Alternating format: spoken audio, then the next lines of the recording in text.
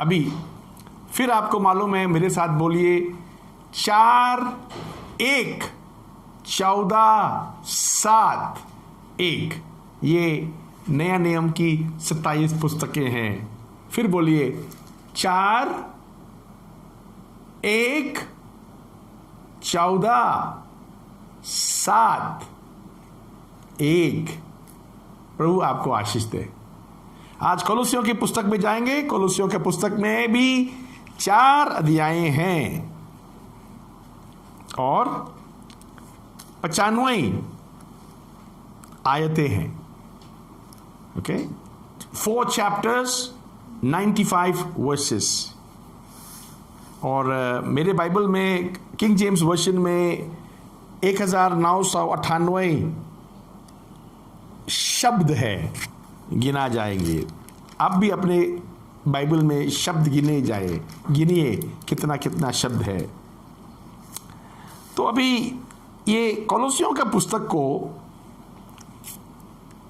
4 हिस्से में बांटे हैं। 4 अध्याय हैं। हर अध्याय में एक बात हम यहां सीख सकता है। पहला अध्याय हमसे कह रहा है, पहला अध्याय की मानी पहला अध्याय की 23 आयत, पहला अध्याय की 23 आयत जो है पहला अध्याय की शिक्षा है। ये शिक्षा में क्या लिखा है? Building downward. पहला टॉपिक है बिल्डिंग डाउनवर्ड। हमारे बुनियाद को मजबूत करना है, विश्वास के बुनियाद, हमारे जीवन के विश्वास के बुनियाद को मजबूत करना है, बिल्डिंग डाउनवर्ड। उसके बाद दूसरा अध्याय कहता है बिल्डिंग अपवर्ड। 2 अध्याय की 7 आयत में हम देखते हैं, 2 अध्याय के 7 आयत में देखते हैं बिल्डिंग अपवर्ड, ऊपर का रिश्ता परमेश्वर के साथ सही करना है। तीसरा अध्याय में हम देखता है बिल्डिंग इनवर्ड, तीसरा अध्याय के 3 आयत में बिल्डिंग इनवर्ड, अंदरूनी जीवन ठीक करने के लिए। और चौथा अध्याय में बिल्डिंग आउटवर्ड, बाहर के लोगों के साथ हमारा जीवन ठीक करने के लिए। तो यहां हम देखते हैं 4 भाग है, हमारा बुनियाद विश्वास के, और हमारा ऊपर का रिश्ता परमेश्वर के साथ, और हमारा अंदरूनी जीवन, और हमारे जीवन बाहर के लोगों के साथ। ये 4 जीवन हमारे जीवन को बांटता है। हालेलुया। तो यहां हम क्या देखता है आपके साथ? पहला अध्याय 1 और 2 आयतों में उसने ग्रीटिंग्स दिया है कलीसिया को। उसके बाद 3 आयत से वो धन्यवाद के प्रार्थना वो कर रहा है, और प्रार्थना का बाद में वो यहाँ 10 आयत में ऐसा लिखा है, पढ़ेंगे 1 का 10। ताकि तुम्हारा चाल चलन प्रभु के योग्य हो और वो सब प्रकार से प्रसन्न हो, और तुम में हर प्रकार के भले कामों का फल लगे और परमेश्वर की पहचान में बढ़ते जाओ। हालेलुया। अच्छा फल लगे और बढ़ते जाए, क्योंकि हम पढ़ेंगे आगे 12 आयत। और पिता का धन्यवाद करते रहो जिसने हमें इस योग्य बनाया कि ज्योति में पवित्र लोगों के साथ मिरास में सहभागी हों। ज्योति में पवित्र लोगों के साथ मिरास में सहभागी हो। इसीलिए 13 आयत कहता है उसी ने हमें अंधकार के वश से छुड़ाकर अपने प्रिय पुत्र के राज्य में प्रवेश करवाया। हाँ, अंधकार के शैतानी चुंगलों से छुड़ा के हमें उसके प्रिय पुत्र की राज्य में हमें बसाया है। हालेलुया। पूरा पढ़ो 13 14 पढ़ो 14। उसमें हमें छुटकारा अर्थात पापों की क्षमा प्राप्त होती है। हाँ, छुटकारा और पापों की क्षमा प्राप्त होती है।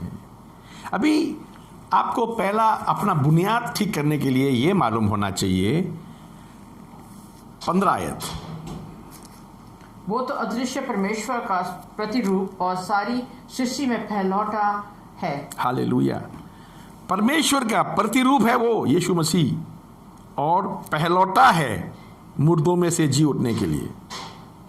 16, क्योंकि उसी में सारी वस्तुओं की सृष्टि हुई। देखिए, आपको मालूम होना चाहिए मसीह में ही सारी सृष्टि हुई है। स्वर्ग की हो अर्थात पृथ्वी की, हाँ, देखी या अनदेखी, क्या सिंहासन, क्या प्रभुताएं, क्या प्रधानताएं, क्या अंधकार, सारी वस्तुएं उसी के द्वारा और उसी के लिए सृजी गई है। उसी के द्वारा उसी के लिए ही बनाया गया है। हालेलुया, आमीन। 17 आयत, और वही सब वस्तु में प्रथम है और सब वस्तुएं उसी में स्थिर रहती हैं। उसी में ही स्थिर रहती है। देखिए, आपका जीवन में स्थिरता नहीं है, प्रभु यीशु मसीह आ जाए, प्रभु यीशु मसीह में आते हुए स्थिर हो जाएगा। मैं भी जीवन के पहला मसीह में आने से पहले मैं स्थिर नहीं था, मसीह में आके मैं स्थिर हो गया। बाइबल में ऐसे बहुत कहानियां मिलेंगे जो लोग स्थिर नहीं थे, मसीह यीशु में आके स्थिर हो जाता है, क्योंकि सब लोग उसी से जुड़ा हुआ है, उसमें ही स्थिर हो सकता है। हालेलुया। ओके, 19, क्योंकि पिता की प्रसन्नता इसी में है कि उसमें सारी परिपूर्णता वास करे, पीस, और उसके क्रूस पर बहे हुए लहू के द्वारा मेल मिलाप करके सब वस्तुओं को उसी के द्वारा से अपने साथ मेल कर ले, ताकि वह पृथ्वी पर की हो चाहे। यीशु मसीह के लहू में तमाम दुनिया धुलकर जुड़ता है। हालेलुया। यीशु मसीह के लहू में ही तमाम दुनिया धुलकर जुलता है, जुड़ जाता है। यहां 23 आयत कहता है, अभी अंदरूनी हमारे बुनियादी जीवन को कैसे मजबूत करना है। 23 आयत, यदि तुम विश्वास की नेव पर दृढ़ बने रहो और उस समाचार की आशा को जिसे तुमने सुना है ना छोड़ो, जिसका प्रचार आकाश के नीचे की सारी सृष्टि में किया गया है, और उसका मैं पौलुस सेवक बना। देखिए, पहली लाइन पढ़िए वापस। यदि तुम विश्वास की नींव पर दृढ़ बने रहो, विश्वास की नींव पर दृढ़ बने रहो। आगे, और उस सुसमाचार की आशा को, उस सुसमाचार की आशा को जिसे तुमने सुना है ना छोड़ो। सुसमाचार की आशा लेके चलना है। विश्वासी सुसमाचार को नहीं भूल सकता है, उसको ही लेके चलना है। आगे, जिसका प्रचार आकाश के नीचे की सारी सृष्टि में किया गया, जिसका प्रचार आकाश के नीचे सारे सृष्टि में ऐलान किया गया है, यीशु ही प्रभु है। हालेलुया। हमारा बुनियाद ये है, बुनियाद से नहीं हट सकता है, बुनियाद को मजबूत करना है। जैसे आपके घर कितने मल्ला ऊपर बनाना है, उतना ही बुनियाद नीचे आपको डालना है।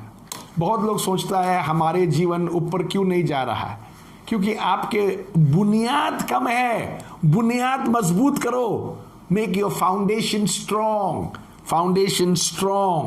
फाउंडेशन ज्यादा स्ट्रॉन्ग है तो ज्यादा ऊपर बढ़ सकता है, फाउंडेशन कमजोर है तो आप ऊपर बना नहीं सकता है। आपका निचले ही जीवन जो है बहुत ही इंपॉर्टेंट है। मैंने मेरे ग्रैंड डॉटर को देखा। मेरा ग्रैंड डॉटर को उसके माँ ने 2 बार केजी में डाल दिया, 2 बार। बच्चे के उम्र के मुताबिक फर्स्ट क्लास में होना चाहिए था, मगर मेरा बेटी ने उसको 2 बार केजी में डाला। मैंने बोला, मेरे ग्रैंड डॉटर इतना इंटेलिजेंट बच्चा है, पढ़ाई अच्छा करती है, इसको 2 बार क्यों डाला? मैं अभी देख रहा हूं बच्चे केजी में पढ़ते हुए भी इतना पढ़ता है, इतना लिखती है, उसकी फाउंडेशन स्ट्रांग हो गया है। कभी कभी हमको ज्यादा प्रमोशन के पीछे नहीं भागना चाहिए। हमारा फाउंडेशन स्ट्रांग होगा तब आगे जाके हमें तकलीफ नहीं होगा। यहां दूसरी अध्याय हमें बताता है हमारा बिल्डिंग अपवर्ड, हमारा ऊपर के जीवन की बनाना है, ऊपर का जीवन को ठीक से बनाना है। 2 अध्याय के 7 आयत।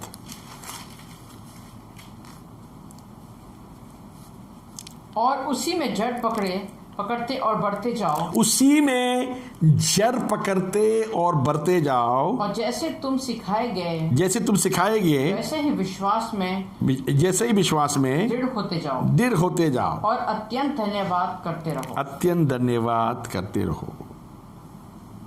या अंग्रेजी में लिखा है rooted and build up in him.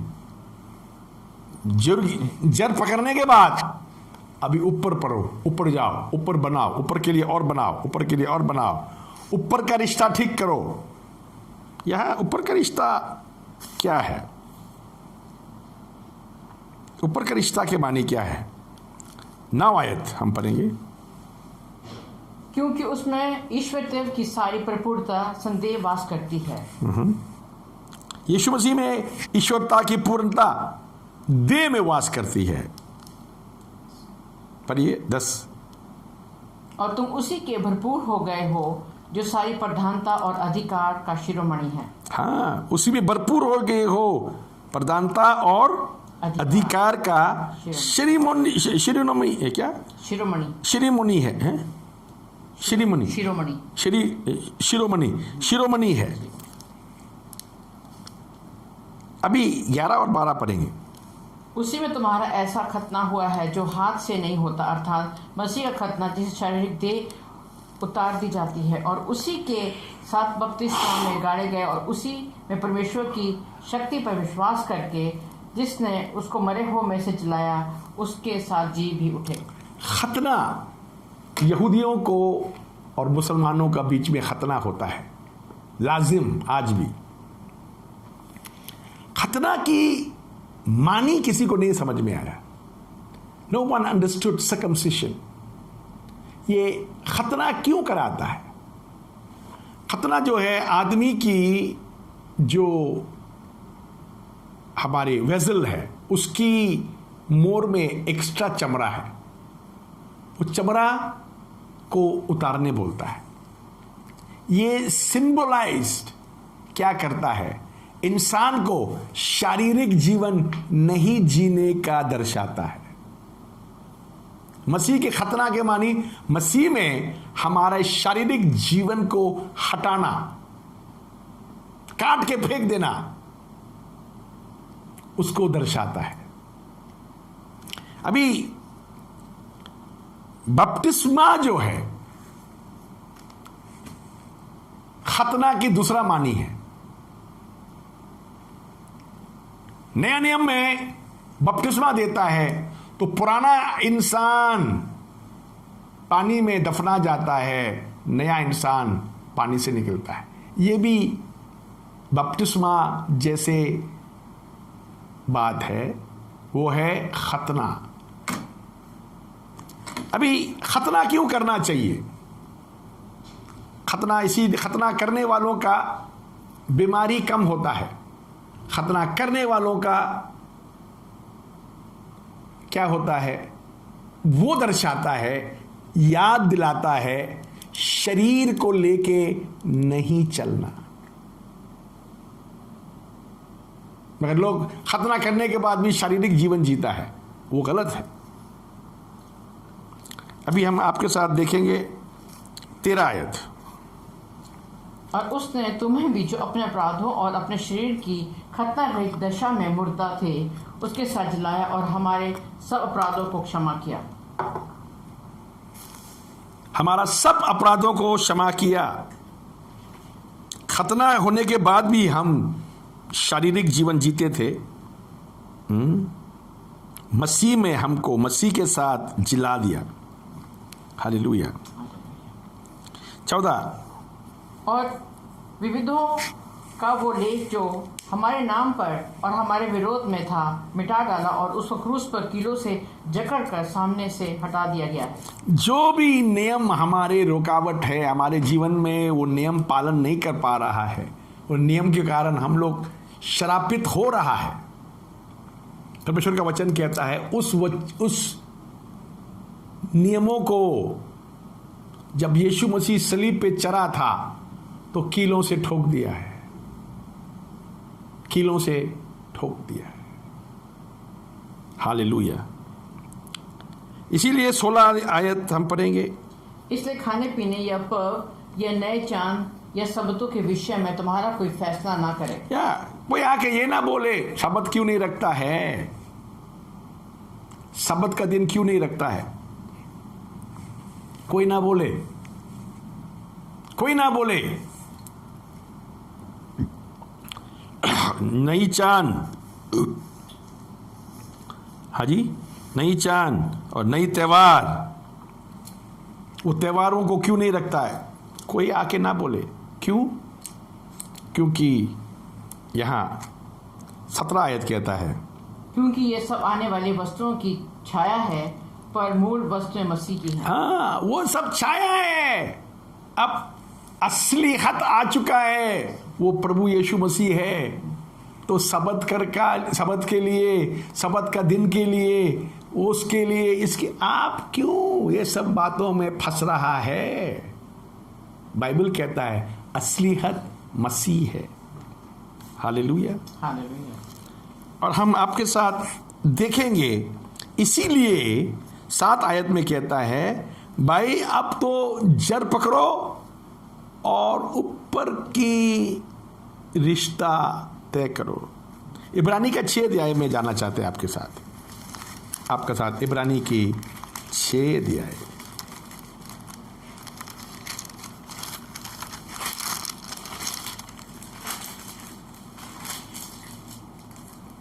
एक आयत। इसलिए आओ मसीह की शिक्षा की आरंभ की बातों को छोड़कर हम सिद्धता की ओर आगे बढ़ते जाएं और मरे हुए कामों से मन फिराएं। सिद्धता की ओर बढ़ते जाए। ये बुनियाद बातों को अभी कर चुका है ना, तो अब ऊपर चले और परफेक्शन में चले। ये 2 अध्याय की संदेश है। इसके बाद में मैं आपको 2 अध्याय में पढ़ना चाहता हूँ 21, 22, 23। और ऐसी विधियों के वश में क्यों रहते हो कि ये न छूना, उसे न चखना और उसे हाथ न लगाना, क्योंकि ये सब वस्तुएं काम में लाते समय नाश हो जाएंगी। इन विधियों में अपनी इच्छा के अनुसार गढ़ी हुई भक्ति की रीति और दीनता और शारीरिक योगाभ्यास के भाव से ज्ञान का नाम तो होता है, परंतु शारीरिक लालसाओं के रोकने में इनमें कुछ भी लाभ नहीं होता। यहाँ शारीरिक नियम बहुत दिया हुआ है लोगों ने, ये मत करो, ऐसा मत करो, ऐसा मत खाओ, ऐसा मत, कोई फायदा नहीं है बोलता। 22 आयत बोलता है, 22 आयत उसमें ऐसा लिखा है, वो विधियों में योगाभ्यास, योगा भी है उसमें, योगा जो करता है लोग, योगा करता है, योगा भी बोलता है शारीरिक थोड़ा फायदा होगा आपको एक्सरसाइज के मुताबिक, मगर आत्मा में वो कोई भी आपको फायदा नहीं पहुंचाते। यही जो पहुंचाता है जड़ पकड़ो, ऊपर चढ़ो, ऊपर का रिश्ता तैयार करो। 3 अध्याय में हमें सिखाता है हमारा अंदर का जीवन ठीक करना, अंदर का जीवन को बनाना, inner life, building inward inner life. हम पढ़ेंगे 3 अध्याय के 3 आयत। क्योंकि तुम तो मर गए और तुम्हारा जीवन मसीह के साथ परमेश्वर में छिपा हुआ है। देखो, तुम तो मर गए, तुम्हारा जीवन मसीह के साथ परमेश्वर की अंदर छिपा हुआ है। आपको मालूम है, आपका जीवन मसीह में है तो आप मर चुके हैं, शारीरिक इंसान नहीं रहा आप। मसीह में है तो प्रभु यीशु मसीह की धार्मिकता आप में है, इसीलिए परमेश्वर में आप है, परमेश्वर का हृदय में आप है, क्योंकि यीशु मसीह की धार्मिकता आपके जीवन में है। इसीलिए 2 आयत कहता है, 3 अध्याय की 2 आयत, पृथ्वी पर की नहीं परंतु स्वर्गीय वस्तुओं पर ध्यान लगाओ। पृथ्वी का चीजों पर ध्यान मत लगाओ। मुझे ये चाहिए, वो चाहिए, प्रार्थना करो। ये अब विश्वासी लोग, नाम का विश्वासी है, सब दुनिया की चीजों के पीछे दौड़ रहा है।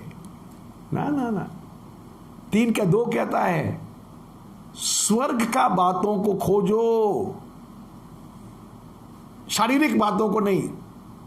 अभी भी हम चाहते हैं हमारे बच्चे को विदेश पहुंचा दे, हमारे इस बच्चे का ये हो जाए, उस हम लोग सब, मेरे पति मसीह में आ जाए, पति बहुत तंग कर, ये सब अभी शारीरिक बातों में मत जाओ, मत जाओ। दुनिया के अंतिम समय आ चुका है, अभी इन बातों के ध्यान मत दो। हालेलुया। यहां बाइबल से हम आपके साथ देखेंगे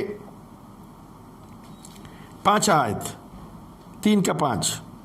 इसलिए अपने उन अंगों को मार डालो जो पृथ्वी पर अपने उन अंगों को मार डालो। आदमी को मारने नहीं बोला, अंगों को मार डालो। क्या क्या पृथ्वी पर है, अर्थात पहला व्यभिचार, दूसरा अशुद्धता, दुष्ट कामना, बुरी लालसा और लोभ, जो मूर्ति पूजा की ये 5 बातों को मार दो, मार दो, मार दो, निकाल दो। 7 आयत, तुम भी जब इन बुराइयों में जीवन बिताते थे तो इन्हीं के अनुसार चलते थे। हाँ, हम उन बातों में जीवन लगाए रखा था तो ऐसे ही चलते थे। 8, और अब तुम भी इन सब को अर्थात क्रोध, रोष, वैभव, निंदा और मुंह से गालियां बकना, ये सब बातें छोड़ दो। हाँ, अभी चाल चलन में भी बदलो। हाँ जी, चाल चलन में भी बदलो। क्या क्या क्या क्या बोला है बदलने के लिए 8 आयत में? क्रोध, रोष, बैभाव, निंदा और मुंह से गालियां बकना, ये सब बातें छोड़ दो। ये बातें, 5 बातें छोड़ दो, छोड़ दो, छोड़ दो।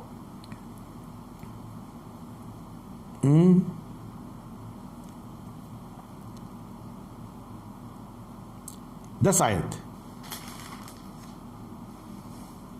9 आयत, 9 10 दोनों पर, 9 और 10।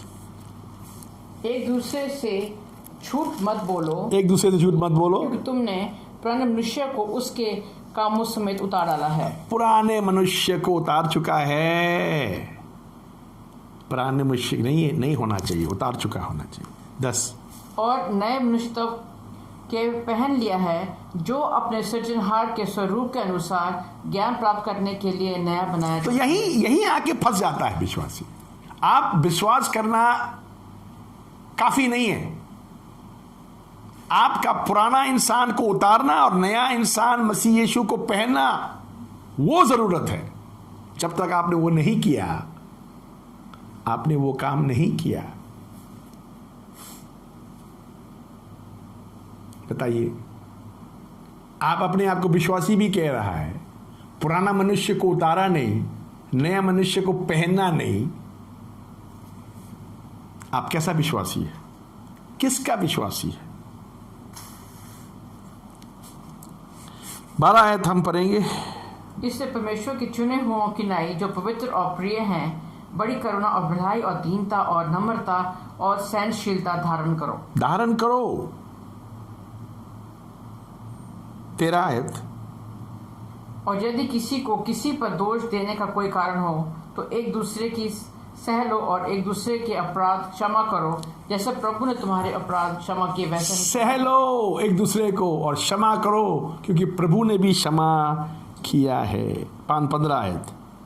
और मसीह की शांति, जिसके लिए तुम एक देह होकर बुलाए भी गए हो, तुम्हारे हृदय में राज्य करे। तुम धन्यवादी बने रहो। धन्यवादी बने रहो, तब शांति होगा। धन्यवादी बनेगा तब शांति होगा। थोड़ा सा बाहर हटेगा, दुखी हो जाएगा। हालेलुया। अभी इसके बाद चौथा बात है बिल्डिंग आउटवर्ड। बाहर के लोगों के साथ हमारे जीवन कैसा होना चाहिए। 4 अध्याय की हम पढ़ेंगे 5 आयत। अवसर को बहुमूल्य समझकर बाहर वालों के साथ बुद्धिमानी से बर्ताव करो। हाँ, जो दुनिया में जब हम जाता है, अवसर को बहुमूल्य समझो, क्योंकि वही टाइम है आप लोगों को यीशु मसीह दे सकता है। फालतू कामें करके अपना गवाही खराब मत करो।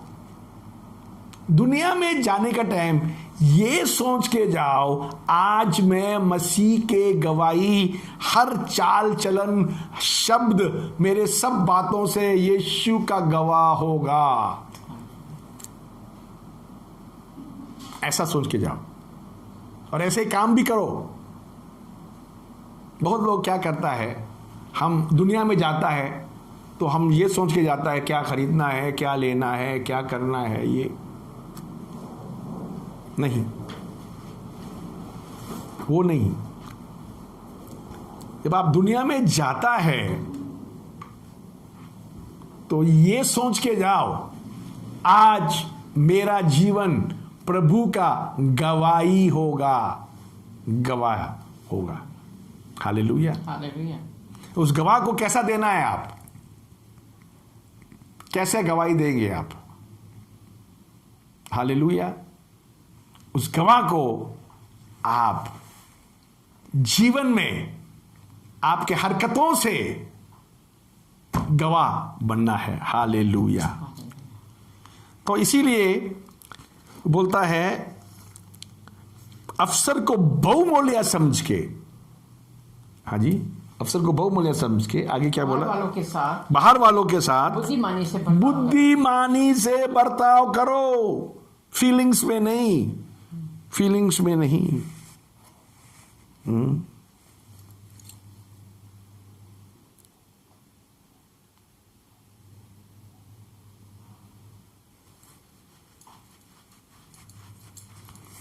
हालेलुया।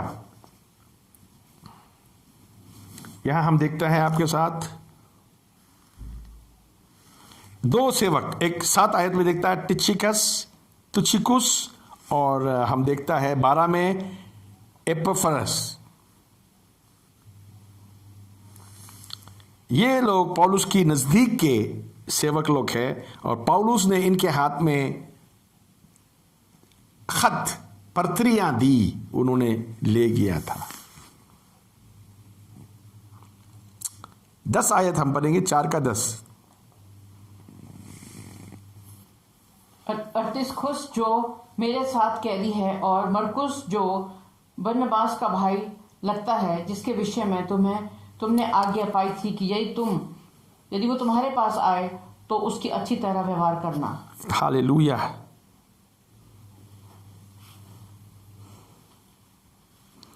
यहां ये 4 अध्यायों में हम क्या सीख सकता है। ये 4 अध्यायों में हम देखता है, 1 अध्याय के 23 आयत हमारा बुनियादी जीवन को तैयारी करना, 2 अध्याय की 7 आयत हमारे ऊपर के जीवन को तैयार करना, 3 अध्याय की 3 आयत हमारा अंदरूनी जीवन को तैयार करना, और 4 अध्याय की 5 आयत हमारा बाहर के लोगों के साथ जीवन जीता है उसको तैयार करना। ये 4 भाग में, बुनियाद, ऊपर, अंदर और बाहर, ये 4 एरियाज को हम अपने आप को तैयार करेंगे तो प्रभु यीशु मसीह की सच्चा सेवक बनेगा। हालेलुया। हालेलुया। कैसा लगा आपको? कोलोसियों की पुस्तक से आपको क्या समझ में आया? कोलोसियों की पुस्तक वही तो बता रहा है, 4 एरिया आपका जीवन में, बुनियादी, ऊपर के, अंदर के और बाहर के, ये चारों को सही करने के लिए, और प्रभु यीशु मसीह की आशीष आपके पर होगा। हालेलुया।